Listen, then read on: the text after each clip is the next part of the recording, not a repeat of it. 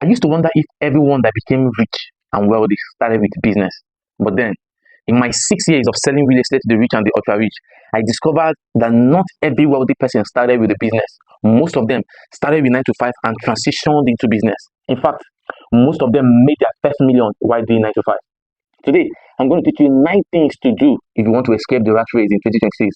These 9 things emanated from my series of discussions with the rich and ultra rich that I've made in my real estate life. If you're new here, my name is Ibe Renene Favor. I used to be a real estate agent for 6 years with over 5 billion in total sales. But today, I'm a real estate consultant and a financial advisor. The first thing I noticed in each and every one of them that started with 9 to 5 is this. While they were still in 9 to 5, they maintained an attitude of gratitude. They didn't complain about their job. They didn't complain about their income. They were grateful for what they had while working hard to become better. And that was one thing I discovered that most people don't have, because in a world where everybody's trying to get ahead, everybody's trying to get better, it is easy to despise your present position. So if you have a 9 to 5 and you want to escape 9 to 5 and go into something better, pay attention to this. Maintain an attitude of gratitude. Be grateful for the job that you have. Be grateful for the income that you have. Be grateful for the food that income is providing. Be grateful for the shelter that 9 to 5 is providing. You know why? Because where you are now is someone's goal. Where you are now is someone's prayer point. And then every time you show gratitude for what you have, the universe conspires to give you more. But if you don't have an attitude of gratitude for what you have at the moment, how can the universe entrust you with more resources? So the first thing I noticed in each and every one of them is that they maintained an attitude of gratitude. They were grateful for their 9 to 5 while working hard to get better in their finances. The next thing I noticed about them is this. They all had a cash flow distribution chart. I know you ask, what is a cash flow distribution chart? A cash flow distribution chart is simply a chart that shows what happens to your income every time you get it. Every time you get your paycheck, is a chart that shows what happened to every kobo in that paycheck. So if you earn $10,000 a month, $5,000 a month, your cash flow distribution chart simply shows every dollar in that paycheck, where it goes to. You can decide to use the 4-3-3 rule. That is 40% investment, 30% daily living, and 30% capital expenditure. 40% investment simply means you're keeping 40% of your income for investment. 30% daily living simply means you're keeping 30% for food, clothing, transportation to work. And then 30% capital expenditure simply means you're keeping 30% for major expenditures like house rent, your children's school fees, medical expenditures, those major expenses. So to escape the rat race, you must have a cash flow distribution chart. The next thing I noticed about each and every one of them is this. They have an automated savings structure. The moment you receive your cash flow, there is a temptation to start spending. There is a temptation to start using the money for different things, paying school fees, paying house rent, spending on groceries. You must avoid that temptation. And how can you do that? By automating your savings. So the moment your paycheck drops, the moment your salary or your income drops, even before you touch it, it will automatically distribute every penny that needs to be distributed based on your cash flow distribution chart. So if you make $1,000 every month, you can say, okay, every time I get my paycheck, it will automatically move $400, which is 40%, into my investment account. With that, you don't get to fall into the temptation of spending salary before removing figure for investment. So you must automate your savings. The third thing I noticed that they do is quite fascinating. They all use a high yield savings account for their savings. So because they know they are saving for investment, why stacking the money up and waiting for the right time to invest? They use a high yield savings account, which simply means their savings increased in numerical figure without being affected by inflation. So rather than having a savings that is losing value over time, they use a savings account that makes their savings appreciate more in value over time. And this is one thing I would love you to do as someone planning to escape the rat race, right?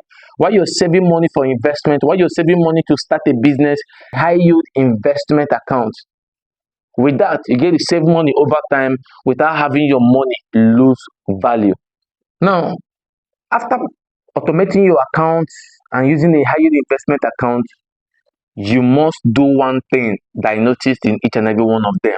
This one thing shows that they were really prepared to escape the rat race. And what is that they did? They picked a business or an investment opportunity and studied it for a long while. You see, why you they plan to escape a rat race is a plan that must be accompanied with knowledge. That simply means you can't just wake up and say you want to invest in a business or start an idea without studying it. They began studying the business or the investment they want to pour their money into. Most of them took months or even years to study real estate. Some of them took months to study stock and investment. Some others took time to study one business or the other. But one thing I noticed is this: they didn't make the mistake of investing their money into a business or an idea without studying it. You see, people used to assume that the most important thing in business or investment is capital. It's not financial capital. The most important thing is knowledge. So if you want to invest or go into a business, you must take time to acquire knowledge about that business or investment opportunity. And this is one thing that each and every one of them did. They spent ample time studying a business, studying the investment opportunity that will help them escape the rat race. So I want to ask you today, what are you studying? You want to escape the rat race? You want to resign from your job and start doing a business? What business are you studying at the moment? While you are saving up to accumulate capital, what business are you spending your time studying? If you don't have a business you're studying, or you're just accumulating capital without studying a business, see the mistake you're going to make. You end up pouring your money into a venture you don't understand.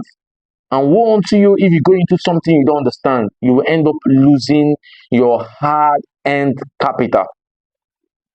So don't just jump into a business, spend time studying that business. The fourth thing is quite fascinating. You see, I used to hear about goal setting, but I didn't know that the rich and the ultra rich have absorbed goal setting as one of the strong pillars of their life. Each and every one of them had a goal about what they wanted to achieve after leaving their job. They had a goal of how much they wanted to start making from their business or investment, and they had a goal of when they want to quit their job. So most of them worked for 4 years and resigned.